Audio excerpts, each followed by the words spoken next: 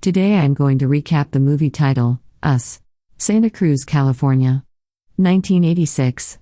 On a family vacation, a young Adelaide accompanies her parents, Rain and Russell, to the beach. After playing whack-a-mole in the carnival game where Russell won Adelaide a Michael Jackson Thriller t-shirt, Adelaide wanders off and runs into a homeless guy who is holding a banner that reads Jeremiah 11:11, and then she goes inside a neighboring fun house. Russell watches all of this unfold. Once she was inside, she was frightened by the mirrors and the atmosphere of the place, and soon, she came face to face with a person who was an identical double of her. The event causes her to feel frightened. After some time has passed, Adelaide continues to be uncommunicative, much to her parents' concern. The therapist instructs them to force Adelaide to recount her experience using whatever medium they want, including reading, writing, and even dancing.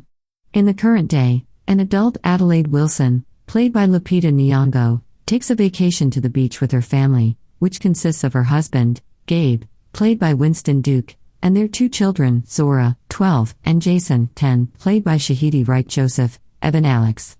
We learn several things while the family is having lunch at their beach house. One of these things is that the purpose of the beach trip was to assist the children in coping with the loss of their grandmother. The other is that Adelaide appears to still be terrified of the idea of going to the beach as a result of what happened in the past, and she refuses to go.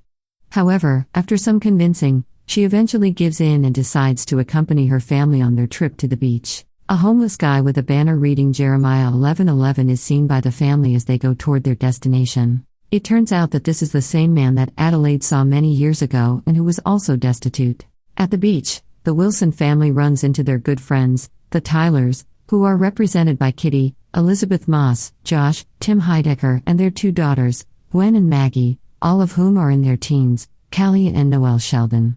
Kitty and Adelaide have a conversation about Adelaide's quiet demeanor and her history as a young ballet dancer while the other children are enjoying themselves at the beach.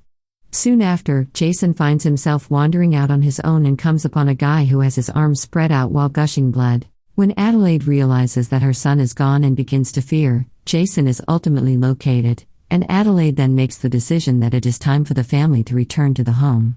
Later on that evening, after everyone in the family has settled down, Adelaide opens up to Gabe about the traumatic experience she had as a youngster.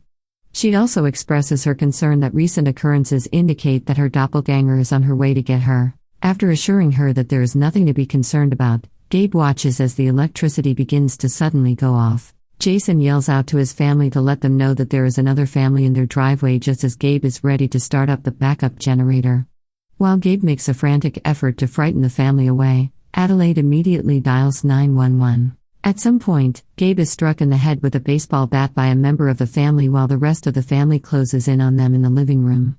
Eventually, the family starts to enter the Wilsons' home. The Wilsons get a closer look at the family after they enter the living room, and they see that all of the members are doppelgangers of themselves. Each member of the family is dressed in a red jumpsuit and is holding a pair of scissors. After telling them a narrative about a princess and her shadow and the bond between them, Adelaide's doppelganger forces Adelaide to chain herself to the table so she may continue the story. She then has Jason play with has Zora run away from the home while her doppelganger chases after her, and has Gabe's doppelganger pull him off to a boat. Note, for the sake of posterity, even though their names are never explicitly stated, the doppelgangers are referred to by their names in the closing credits. Adelaide's doppelganger is called Red, Gabe's is Abraham, Jason's is Pluto, and Zora's is Umbri. After this moment, we see the family coping with their doubles in a variety of different ways throughout the story. Zora believes she has successfully evaded her doppelganger Umbri after sprinting a long distance. Nevertheless, Umbri later reveals herself to be perched on a moving vehicle. They are confronted by a neighbor who heard the noise and saw them, but Umbri uses her scissors to kill the neighbor as Zora runs away.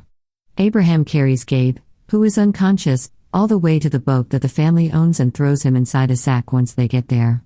After some while, Gabe comes to and is able to successfully hurl Abraham overboard. However, later on, the boat's motor breaks down, and Gabe ends up drowning as a result. In the end, he is successful in making his way back to the boat, but just as he gets there, Abraham appears and grabs him. After a fierce battle, Gabe is ultimately successful in activating the boat's engine in time, which results in Abraham's death.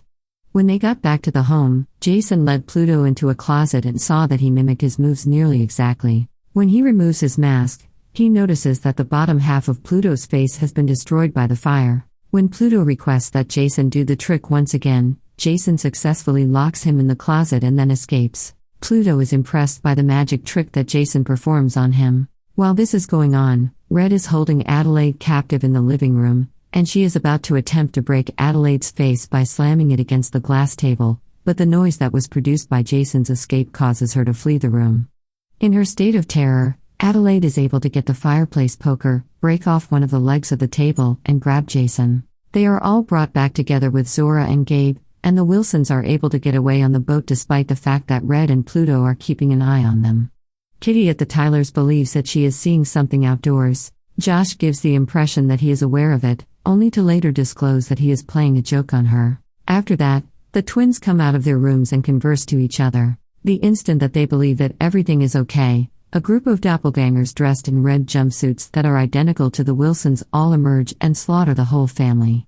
When the Wilsons arrive at the home searching for assistance, Kitty's duplicate forces Adelaide inside while Gabe makes an effort to divert the attention of Josh's double. Following a battle, the Wilson family is able to eliminate all of the doppelgängers of the Tylers and then regroup inside the home. After turning on the television, the Wilsons learn through the frantic news broadcasts that the red-clad duplicates have been mysteriously appearing and murdering people all across the globe, and that they have linked hands and are holding hands with each other, similar to Hands Across America.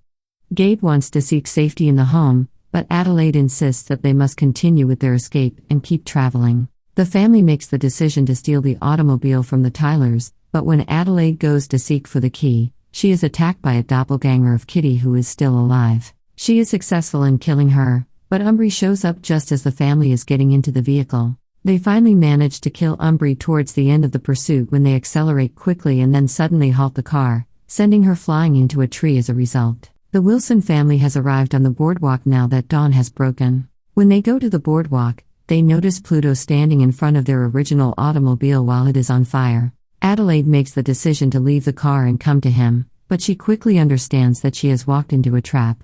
After quickly taking action, Jason makes Pluto step backwards into the flaming vehicle. Just as the rest of the family believes the ordeal to be over, Red seizes Jason. While Adelaide chases after them, Zora and Gabe see that the beach is now crowded with doppelgangers dressed in crimson holding hands with one another.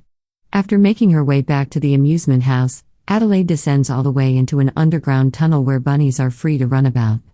After finding Red in one of the various rooms, she asks Red what her goal is and she tells her. According to Red, all of this time, the subterranean facility, probably a portion of the realm of hell, has been filled with everyone's doppelgangers, and now it is their turn to be on the surface.